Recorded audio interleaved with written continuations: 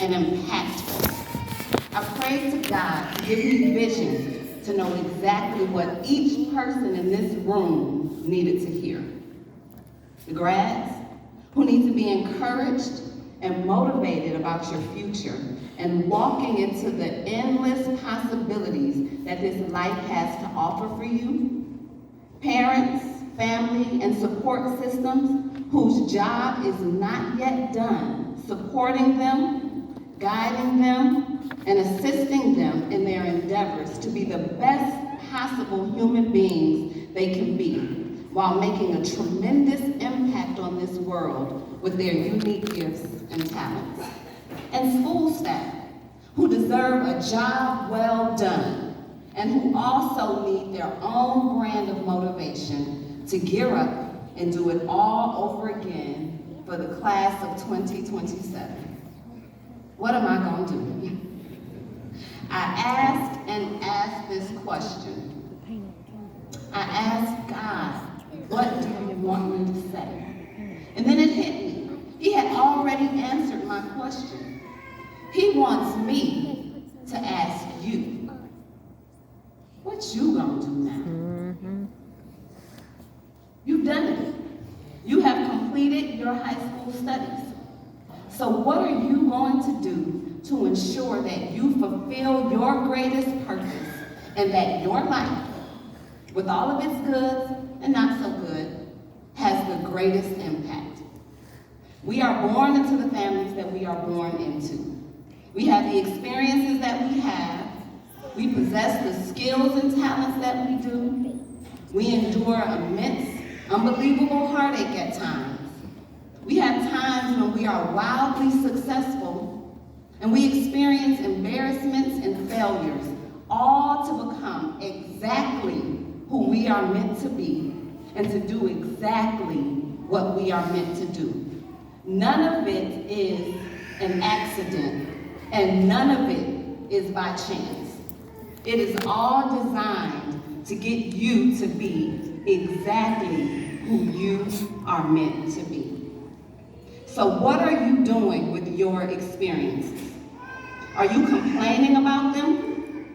Or are you seeking to understand how you can grow from them? Are you rebelling against them? Or are you embracing them with an abounding trust that they are ultimately happening for your good?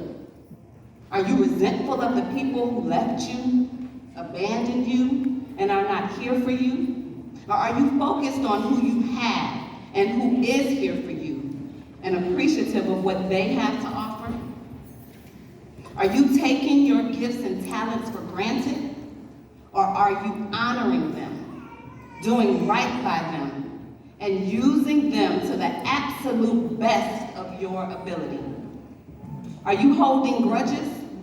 Or are you figuring out how you can let go of things so they don't burden you and weigh you down and deplete you of your drive and passion?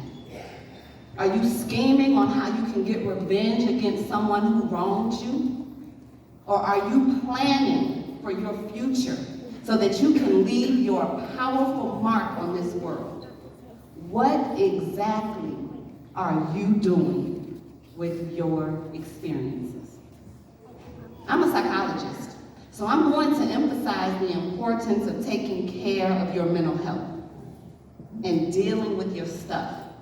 You know, your anger issues, your abandonment issues, your low self-esteem, your issues with authority, your tendency to shut down and hurt nobody but yourself, your anxiety, your mommy or daddy issues, your self-medication in attempts to numb the pain or fit in or to forget, you know, all that stuff. It is imperative that you deal with your stuff so that you don't carry it around with you, allowing it to get in the way of you and the rest of your life. When you're just carrying around your stuff, it gets in the way of every opportunity presented to you.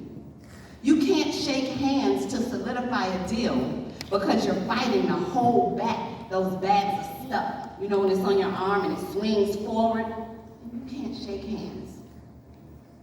You can't cultivate a strong, healthy, vulnerable relationship because when you go in for a hug, those bags of stuff come swinging around and it blocks your connection. Jay-Z is probably my favorite rapper, and he has a song called Beach Chair. And in this song, he has a line that says, "Some say, Hov, how you get so fly. I say, from not being afraid to fall out the sky." If you're carrying around bags of stuff, ain't no way you'll ever be able to take a leap of faith and soar. Those bags will drag you down every time. You must deal with your stuff. Dealing with your stuff is a continual lifetime process. So don't ever think that there's an end point. There should never be an end point. You should always be healing and growing and discovering and recreating yourself. So now that you understand that at the foundation of everything is you attending to your mental health, which is the ways that you think, feel, and behave in any given moment, and then continually dealing with your stuff, giving yourself the best chance to think, feel, and behave in ways that will best serve you, give you the best chance to meet your goals, and set the generations behind you up. Now, I want to give you my 3 tips for living a fulfilled, satisfying life. Number 1, have no regrets. Do the thing. Do all the things. When I was a freshman at Clark Atlanta University, now this is back in the 90s when celebrities were just out on the street, looking for a good time like you and me. Usher, Jermaine Dupri, Da Brat, Mace. If your parents have done a good job, then you know who all of those are. But one of the things we used to do is we used to get on the MARTA, which is the train system in Atlanta, and we would just ride the train line from end to end. And this one night, my friend and I were riding the train, and we got to the end, which was at the airport. And this little old black lady got on the train. She told me she was 76 years old. She was working security at the airport. What her short, feeble self was securing, I don't know. But I had on my fitted polo tee, my polo sweats, my Allen Iverson Reeboks, and my guest book bag on my chest, not my back, because that was the style. And she looked at my friend and I with a mix of admiration and envy, and she asked if we were college students. I said yes. She asked what we were studying.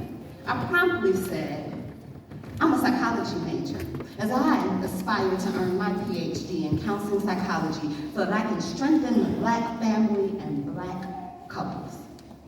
Her eyes filled with tears, tears of pride. And she instructed me to be sure that I do what I set out to do, following the winding roads that come along with any journey, but continuing to go where the journey leads me. And then she said, because you don't want to end up with regrets like me. I'm supposed to be a retired attorney traveling the world. Instead, I am an airport security guard watching other people travel to places I can never go and being unable to ever retire myself. Have no regrets. Number 2, go boldly after your dreams and always bet on yourself. I am now the PhD level counseling psychologist that I said I was going to be. In fact, I was 12 years old when God spoke through me what my purpose in life would be. I had just broken up with this little boy, and I called myself hurt and heartbroken. I'm crying to my mom, whining about all the pain and how unfair it was. And through my tears, and with a shaky yet assured voice, I told my mom, this degree in counseling psychology so that no other person has to ever feel the pain that I'm feeling. I'm going to heal and restore the Black marriage. Now, what you have to understand is that my parents have been together since they were 15 years old. Both sets of my grandparents were married for 50 plus years. So I had no real idea about the plight of the Black marriage or that there was an attack on Black families that exist in this country, which really goes to show that this was my divine mission being spoken to me through me. I was by no means the smartest, most polished, most well-spoken. In fact, I was probably one of the most unlikely to be here. And I had adults telling me that all along the way. But I felt that burn of passion that I had inside of me about my dream of becoming a psychologist. Just like you have that burn of passion inside of you about whatever dream it is you have for yourself. I believed in my dream, and I knew that I had my own special brand of gifts and talents that the world had never seen and that it needed to know. So I just kept taking the steps to prepare myself to do what it is I dreamed of doing. I was betting on myself. Fun fact, I've always said I wanted to deliver the commencement address at a graduation. And here, 30 years after I graduated from high school, June 13, 1996, I stand here in front of you doing this. Amen, amen. Look what following your dream and betting on yourself gets you. Miraculously living your wildest dreams. Go boldly after your dreams and always bet on yourself. Number 3, be excellent at all times. Everything that is legendary, groundbreaking, innovative, trendy, and world-changing was developed by someone like you. Young, Black, a woman. So don't you ever forget how very important you are to this world. Just how necessary your vision and your ideas are. How valuable you are to our future. When you know how valuable you are, it becomes easy to operate in excellence because you know how much the way that you move and all the things you do matters. Now that doesn't mean you can't make mistakes, because don't get it twisted. Even from an excellence perspective, we make mistakes. For to be an excellent person does not mean to be flawless or perfect. It means to continuously and vigorously pursue high attainable standards. Put simply, be your best at all times. Be sure to make yourself proud and be able to look at yourself in the mirror about the things that you are doing.